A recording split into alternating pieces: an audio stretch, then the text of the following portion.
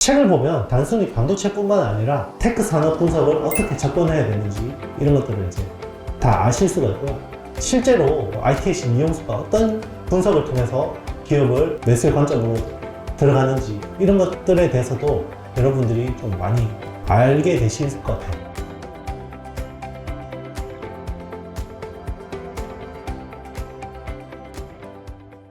ITC의 투자노트. 네, 오늘은 우리 고은비 PD님과 함께 폭스콘이 우리 중국 반도체 업체 지분 매각을 결정을 했죠. 그래서 반도체 패권의 이제 어떤 승기를 미국이 잡았나? 요 주제를 가지고 이야기해 보도록 하겠습니다. 네, 최근 대만 폭스콘이 중국 반도체 칭화유니에 대한 투자를 5개월 만에 철회했는데요. 아무래도 미국에서 압박을 해서 이렇게 나선 것 같은데 어떻게 분석하고 계신가요?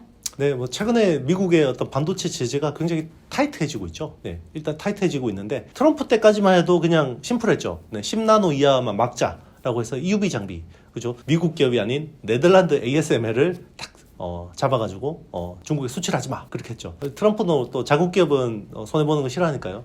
그런데 이제 바이든 정부 들어서 이제 이게 규제가 점점 더 타이트해지고 있죠. 지금 파운드리 같은 경우는 14나노 SMIC를 타깃으로 해서 14나노까지는 못 들어가게 이제 기술을 막고 있고, 그리고 이제 이번에는 메모리에 대한 규제도 나왔죠. 창신 메모리라고 하죠. CXMT가 이제 18나노 이하의 기술을 못 들어가게, 장비를 못 들어가게 한 거고, 그리고 이제 YMTC가 지금 가장 어떤 중국 메모리에서 위협적인 상황이었거든요. 점유율이 3%까지 올라와 있는데 이 YMTC의 128단, 네, 요 이제 그쪽 관련된 장비를 못 들어가게 막은 거죠. 이거는 이제 미국 기업들도 피해를 보게 됩니다. 이제 어플라이드 머티리얼즈라든지 랩리서치라든지 뭐 KLA 같은 회사들도 이제 중국 비즈니스가 좀 힘들어지는 거고요. 그리고 이제 실제로 중국 주재원들을 철수를 시켰습니다. 미국 반도체 장비 업체들이. 그리고 이제 도쿄 일렉트론이라고 해요. 텔이라는 회사가 있는데 여기 TL이라고 하죠. 네, 텔도 이제 중국 쪽에 이제 관련된 규제는 이제로 인해서 이제 장비를 못 팔게 된 거고. 자, 이것들을 보면서 폭스콘은 어떤 생각을 했을까요? 네, 모리스 창 TSMC 창업자가 이번에 원래 미국 쪽 진출에 대해서 굉장히 부정적이다가 갑자기 100억 달러에서 400억 달러로 뭐 4배 투자를 늘리고, 그죠? 이런 모습들을 보면서 이제 판세가 미국 쪽으로 많이 가고 있구나 라는 판단을 했을 것 같아요. 그래서 이제 폭스콘도 어쨌든 대만을 대표하는 두 기업이잖아요. TSMC하고 폭스콘이 이제 대표하는 기업이기 때문에 폭스콘도 이제 확실하게 이제 노선을 좀 명확하게 하는 것 같습니다. 물론 이제 중국 내에 폭스콘 라인들이 워낙 많기 때문에 당장 이거를 뭐 다 빼서 할 수는 없겠지만 점점 이제 그 폭스콘의 라인들을 뭐 인도라든지 인도네시아나 베트남 같은 데로 계속해서 이제 빼면서 이렇게 다변화하고 있죠.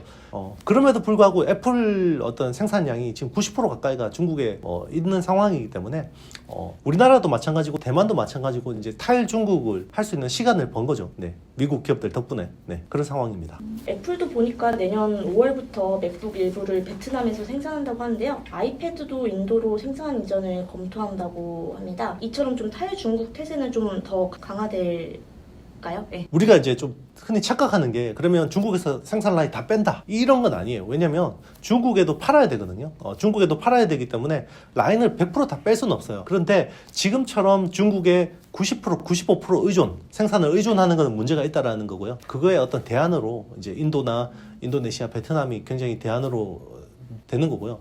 최근에 보면 뭐 경제 성장률이라든지 이런 어떤 각종 수치들이 인도가 굉장히 좋잖아요. 이제 그런 것들이 어떻게 보면 중국의 탈중국화에 따른 반사 이익을 이제 인도나 인도네시아 같은 베트남 같은 국가들이 보고 있다고 보고 있습니다. 애플 외에 뭐 이제 중국에서 생산하는 뭐 미국 IT 기업은 뭐 추가로 더 있을까요, 지금? 아마 신규 투자는 쉽지 않을 겁니다. 그리고 이제 기존에 있던 라인들도 계속해서 축소를 해야 될 텐데, 또 이게 공산당 심기를 건드리면 큰일 나겠죠. 네, 그래서 서서히 진짜 우리 그 모래 게임 하듯이 안 넘어지게 살살 이렇게 빼는 게 중요한 것 같고요. 이거는 이제 비단 우리나라 특히나 이제 반도체 메모리 업체들 마찬가지입니다. 지금 삼성전자도 낸드 플래시의 40%를 시안팹에서 생산하고 있고, SK 하이닉스는 우시에서 지금 디램의 43% 생산하고 있고, 그리고 이제 한 5% 정도를 이제 또 낸드 플래시를 중국에 생산하고 있거든요. 그거는 이제 인텔의 솔리다임을 인수했기 때문에 그런 건데요.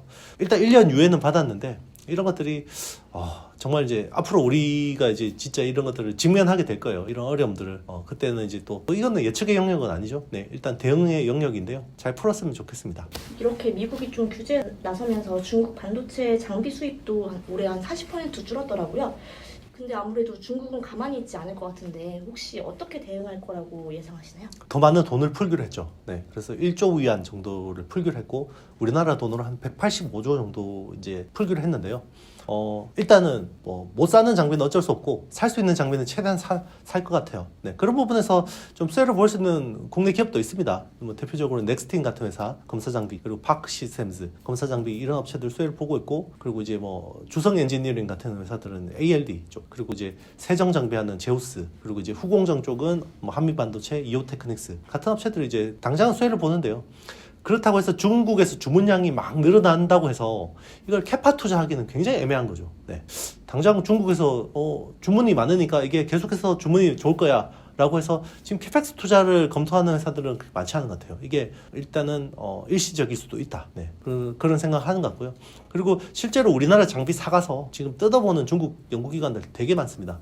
카피해서 국산화해야 되거든요. 그런데 그게 뭐 쉽지는 않겠지만 어쨌든 중국은 이제 그런 식으로 해서 예전에 중국이 핵 개발했듯이 하나하나 맨땅에 헤딩하면서 열심히 할 거예요. 우리는 그거 알면서 일단은 돈은 벌어야 되죠. 벌면서. 그런데 이게 뭐 지속 가능한 수요다라고 생각하진 않는 것 같습니다. 오늘 영상이 마음에 드셨다면 좋아요, 구독, 알림, 댓글 좀 남겨주시면 감사하겠습니다.